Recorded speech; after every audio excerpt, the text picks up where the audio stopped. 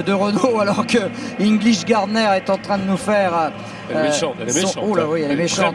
Oui, English Gardner, on est évidemment dans la finale du 100 mètres avec le prodige américain, vainqueur des sélections. Ça tranche évidemment avec Anderson qui elle est... Elle nous refont Green et puis là elle nous refont Linford Christie là. Exactement. Comme quoi il y a différentes façons de courir 10,90 ou à peu près. Ça va être terrible cette finale. Et regardez le sourire de Shelly Ann Fraser, la meilleure sprinteuse de l'année, qui elle a l'air... Elle nous fait Bolt elle. Elle a l'air très facile, très facile, très relax, très sereine. On a eu trois attitudes très différentes. C'est les trois standards, je dirais. Carmelita Jeter également, pas mal dans son style, et qui peut également viser le titre.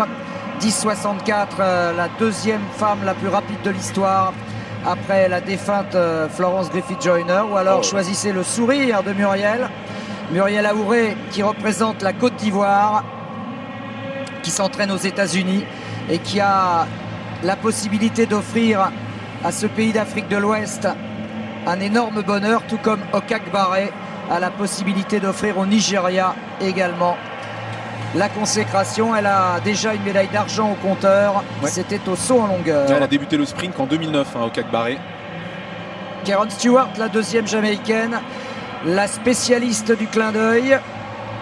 Ils sont cool les Jamaïcains, les Jamaïcaines sont cool aussi. Et la troisième américaine, c'est Octavius Freeman, né quasiment le même jour qu'English Gardner. Il y a 2 jours d'écart entre les deux et 2 centièmes d'écart au niveau des performances. 10,85, 10,87. Décidément, c'est le chiffre 2 qui prime entre Gardner et Freeman.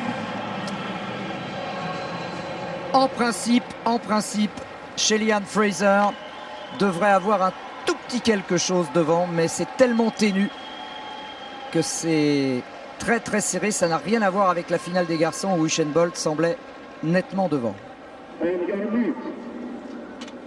Okak Baré est bien aussi. Moi je pense qu'elle sera sur le podium.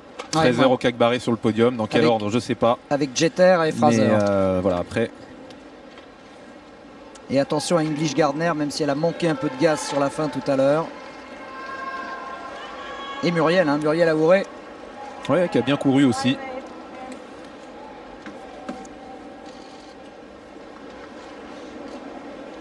Je sais pas pour Jeter, elle manque un peu de course. Est-ce qu'elle sera sur le podium? En tout cas, Fraser et Okak Baré pour moi sont les favorites.